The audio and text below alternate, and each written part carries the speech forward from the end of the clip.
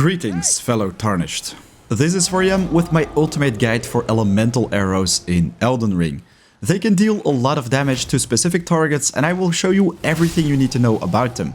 From awesome farm spots for all crafting materials to the cookbooks which are required to craft them. I'll cover different elemental arrows which deal magic, fire, lightning and holy damage, but also include the sleeping bone arrow, which is great to neutralize bigger threats. Some even more powerful variants can be purchased right off the bat, which I will also include in this video, so let's get right to it. First off, we have standard arrows, and these are by no means elemental arrows, but you definitely want to have as many of these bad boys with you at all times, because they are going to be the most effective in most situations. The best place to pick them up early is at the Merchant Calais at the Church of LA at the very beginning of the game. Right here you can purchase these arrows for 20 runes each forever, and also the crafting kit which is required to craft all the elemental arrows, which we're gonna cover right now. Before we're gonna talk about all the elemental arrows and how you can unlock their crafting cookbooks, let's first check out the farm locations which you're gonna need to get the items for every single one of them. For the arrows themselves, we're gonna need thin beast bones, and these can be looted off small creatures like goats, but if you wanna purchase these indefinitely from a vendor, I definitely recommend you to visit the War Master Shack at night. At this location, only at night, you will be invaded by the bell-bearing hunter. If you take him down, you'll be rewarded with the Bone Peddler's Bell Bearing, which you can give to the two sisters to unlock the thin beast bones in the shop forever. To trigger the invasion, you cannot quick travel to the site of grace or rest there until midnight. You want to go to the nearest one pretty much and use torrent or go on foot to get there. Only then the bell-bearing hunter will be in the shack. After you've taken down the bell-bearing hunter, you'll be rewarded with a Bone Peddler's Bell Bearing. If you give this one to the twin sisters inside the round table hold, you will unlock the hefty beast bone and also the thin beast bones, which are required to craft arrows, and you can purchase these indefinitely. I definitely recommend you to also get your hands on flight pinions to make the arrows fledged. It's the same variant, but they travel so much further. My favorite spot to farm for these bad boys is without doubt at the first step. Basically, you just want to travel to the southwest to this cliff pretty much where you can find many eagles. But if you go down, you can also find these platforms on the beach. There is also one right here, right above the nomadic merchants that will have many birds on them as well. If you take them down, they will drop both the flight pinions but also the four-toed fowl foot. I have a video in the top right of the screen, by the way, which allows you to craft silver pickled fowl foot with these, which increase your drop chance of these crafting materials, which is very interesting if you want to farm for many feathers. So now that you know how to get your hands on the base materials for all elemental arrows, let's check out the first one, the Magic Bone Arrow. For this one, you want to travel to the Raya Lucaria Academy. Once again, I have a video in the top right of the screen if you don't know how to enter it, but in particular, you want to search for the Schoolhouse Classroom, and from this place, we can get our hands on the cookbook. When you arrive at the destination, what you're going to do is pretty much walk up the stairs, take down this bad boy, and then you're going to go to the left. If you don't see a door right here, basically just slash with your sword or something else, then you'll be able to get through, and on the right side in this room you'll be able to find a chest, and inside it you will find the Glintstone Craftsman book number 5, and this one will allow you to craft many magical items, including the magical grease, which allows you to deal magic damage with your weapon, but also magic bone arrows. The normal and fledged variant, always go with the fledged guys. Anyways, for this one you also need to get your hands on some glintstone fireflies. The best farm spot for glintstone fireflies is without doubt the Lenny's Rise. This side of grace also brings you to the Grail Dragon Barrow, which is a fantastic rune farm for early game, but right here, all the crystals, you can pretty much find glintstone fireflies, a total of 5, and you can just pick them up, every single one of them, then use the side of grace to let them respawn, rinse and repeat to get your hands on tons and tons of these bad boys in no time. There's also an even more powerful magical arrow which you don't even have to craft. This one is a little bit pricey though, and for it you want to travel to the Worshipper Woods on the underground of the Betweenlands. Before I show you an endgame location where you can get your hands on these bad boys indefinitely, early game you can also farm them off the Essential Followers. These are pretty much the spirit minotaurs which you can encounter around the Siofra River, but also in other places in the underground of the Betweenlands. They also shoot these dwelling arrows and they fly very fast, definitely be careful for them, but I think especially early game they're worth farming for, as the endgame vendor is quite difficult to reach. So for the endgame vendor, what you're going to do is go to the Mogwai Dynasty Mausoleum, which is very close to the site of grace called the Dynasty Mausoleum entrance, and many people know this rune farm, the Palace Approach Ledge Road. But basically, right here what we're gonna do is enter the mausoleum. I definitely recommend you to equip a torch, which will make it a lot easier to pretty much see what you're doing right here.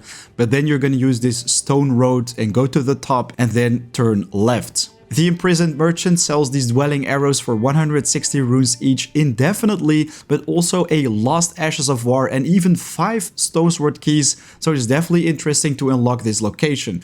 If you want me to make a detailed video on how to get here, definitely let me know in the comments, but let's move on to the next elemental arrow.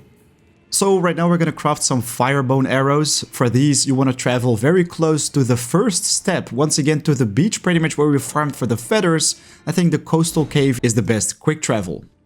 If you turn around 180 degrees and walk outside with your torch, the merchant where you can purchase the cookbook is only a couple clicks away from you. So we're gonna hop on torrent and run to this arc pretty much, and under it you have a little encampment. You can already see the donkey, and right here you can get your hands on the Armor's Cookbook number 2, which allows you to craft the firebone arrows. For these bad boys you also need the thin beast bones and flight pinions, but also smoldering butterflies, so let's check out an awesome farm spot to get your hands on them. For these, you want to travel to the War Master Shack side of Grace, where we also fought the Bell-bearing Hunter for those bones, but right now what you're gonna do is hop on torrent and start traveling towards the north. If you follow the wind direction a little bit to the west as well, you will find this huge bridge on the map, and at this very point you also have these 2 slugs or snails on fire, and around them you will have the smoldering butterflies flying around. And just like with the glintstone fireflies, you can do a quick travel back to a site of grace, reset this area and get your hands on as many smoldering butterflies as you need. Firebone arrows are pretty nice, but you can even get your hands on more powerful ones which you don't even have to craft. For these you want to travel to the Astray from Kaelid Highway north. From the side of grace you're gonna hop on torrent and just run towards the east, and right here you'll be able to find one of the merchants. This nomadic merchant will sell fire arrows for 120 runes each, and as you can see they deal more physical damage but also more fire damage, so they're definitely interesting to get your hands on. These are pretty much the same arrows the samurai class gets at the very start of the game.